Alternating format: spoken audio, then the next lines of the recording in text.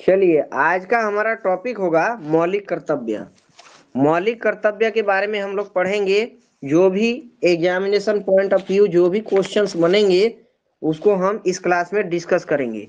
पहला क्वेश्चन तो यही बनता है कि मौलिक अधिकार जो है संविधान के किस भाग में है? बताइए आप लोग।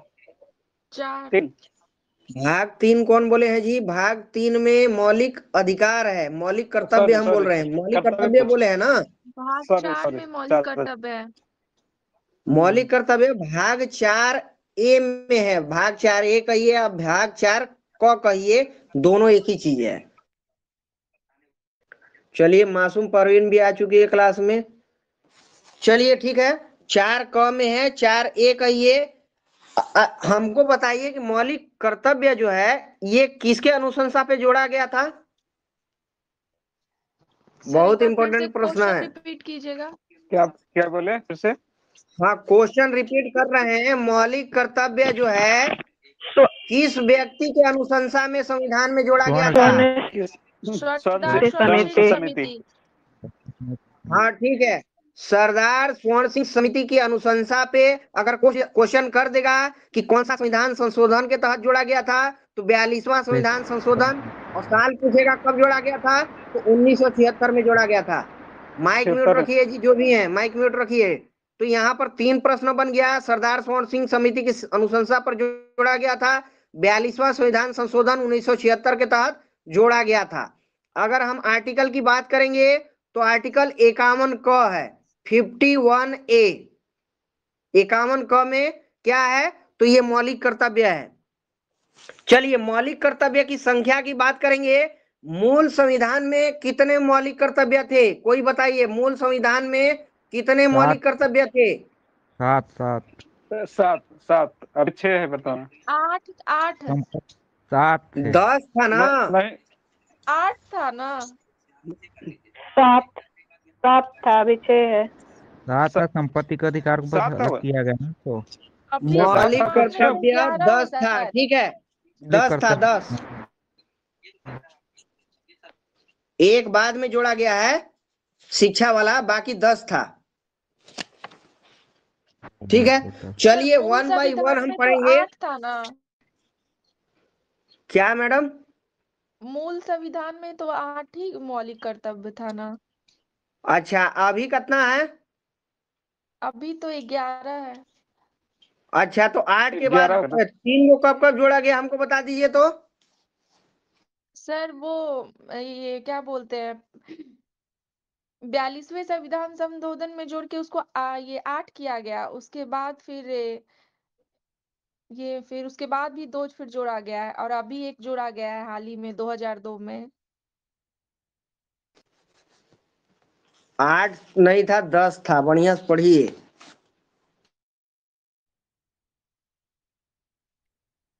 सही राशि था जिसमें एक और जोड़ा गया।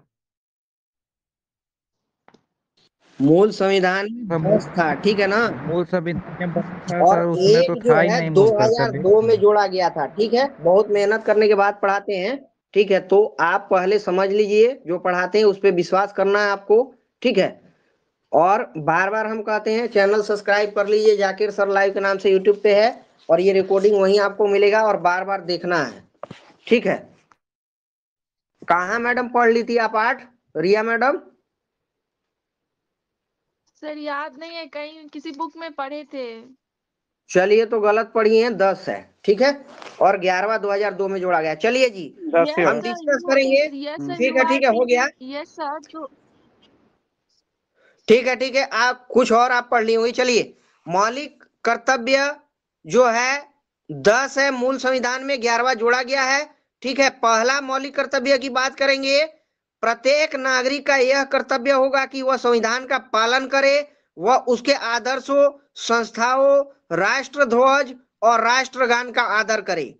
देखिए यहां से कितना क्वेश्चन बन जाता है, 4-5 क्वेश्चन अलग अलग टॉपिक से उठा लेगा कि राष्ट्र ध्वज का आदर करना मौलिक कर्तव्य के कौन सा मौलिक कर्तव्य है तो फर्स्ट वाला है।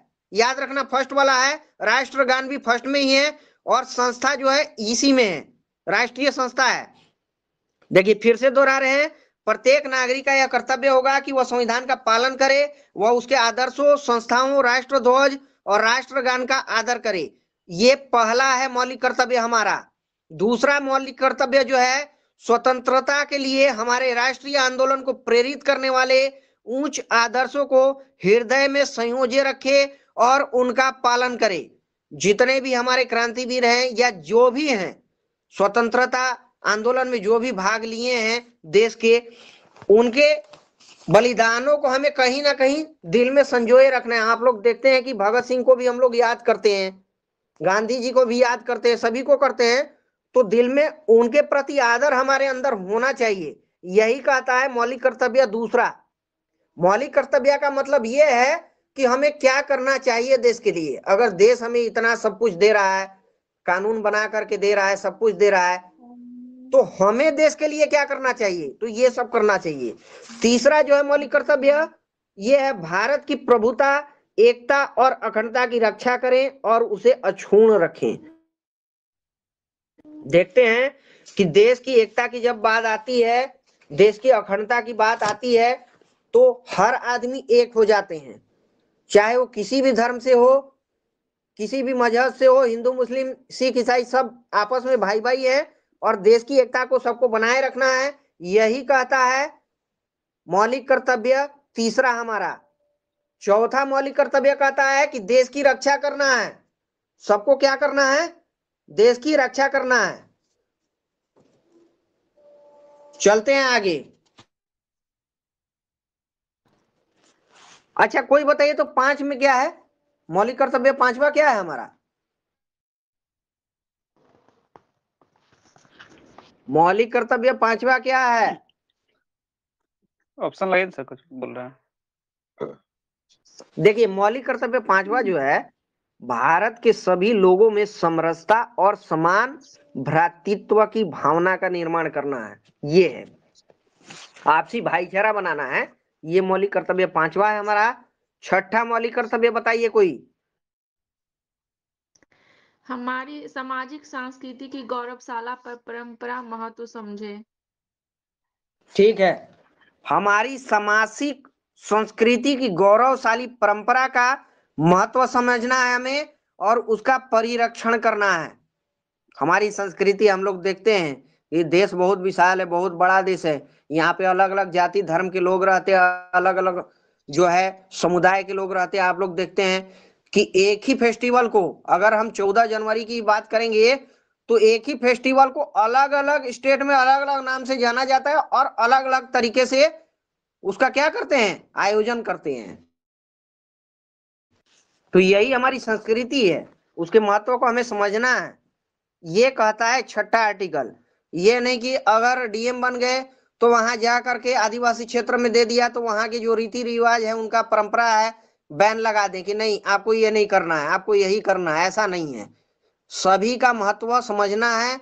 जितने भी सांस्कृतिक प्रोग्राम्स हैं उस सब का महत्व इसी में दिया गया। आर्टिकल कह रहे हैं, ये नीति मौलिक कर्तव्य हमारा ये छठा है। ठीक है, 7वां बताइए।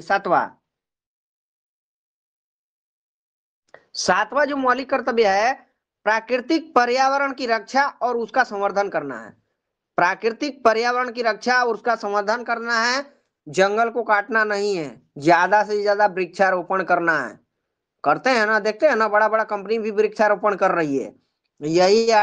यही मौलिक कर्तव्य 7 के तहत करते हैं, ज्यादा से ज्यादा पेड़ लगा रहे हैं। ठीक है, हमारा मौलिक कर्तव्य 8वां जो है, वैज्ञानिक दृष्टिकोण और ज्ञानार्जन की भावना का विकास करना है। वैज्ञानिक दृष्टिकोण और ज्ञानार्जन की भावना का विकास करना है।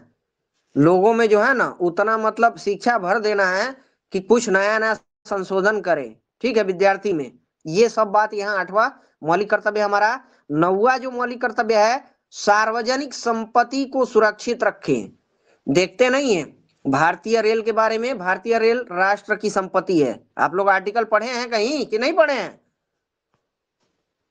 तो ये बात इसी में है, सार्वजनिक संपत्ति है, उसकी हमें रक्षा करना है। 10वां जो मौलिक कर्तव्य है, व्यक्तिगत एवं सामूहिक गतिविधियों के सभी क्षेत्रों में उत्कर्ष की ओर बढ़ने का सतत प्रयास करें। ज्यादा से ज्यादा सामाजिक कार्य करना है हम लोग को, लोगों का कल्याण का काम करना है। ठीक है, देखते हैं कि अभी कोरोना काल में क्या हुआ था। सब कोई एक दूसरा की मदद के लिए रोड पे आ गए थे, कोई कहीं भंडारा खिला रहे हैं, कोई जो है सरकार को पैसा दे दिए। तो ये सारी बातें हमारा मौलिक कर्तव्य है, इसलिए करना पड़ता है। ये 10वां हमारा मौलिक कर्तव्य है। और 11वां जो मौलिक कर्तव्य है, ये 86वां संविधान संशोधन 2002 के तहत जोड़ा गया था। और इसमें ये था प्रावधान कि माता पिता या संरक्षण द्वारा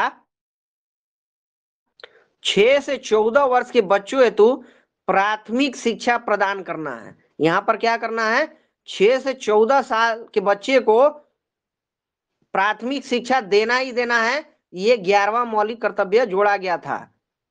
तो ये है मौलिक कर्तव्य जो बहुत ही इंपॉर्टेंट है और कहीं ना कहीं एग्जाम में आता है। सीधे सीधे यहां से यूपीएससी में भी क्वेश्चन आता है कि कौन सा मौलिक कर्तव्य है जिसमें देश की रक्षा करना है, बताइए। तो इसमें 11 जो मौलिक कर्तव्य है इस पर से क्वेश्चन बनता है, तो ये चौथा है, देश की रक्षा करना चौथा है।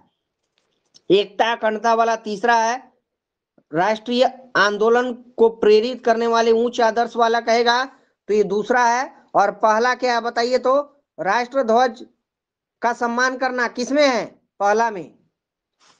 और इस प्रकार के यहां से क्वेश्चन बनते हैं, और याद रखिएगा। प्राकृतिक पर्यावरण की रक्षा करना कौन सा है, तो 7वां हो गया।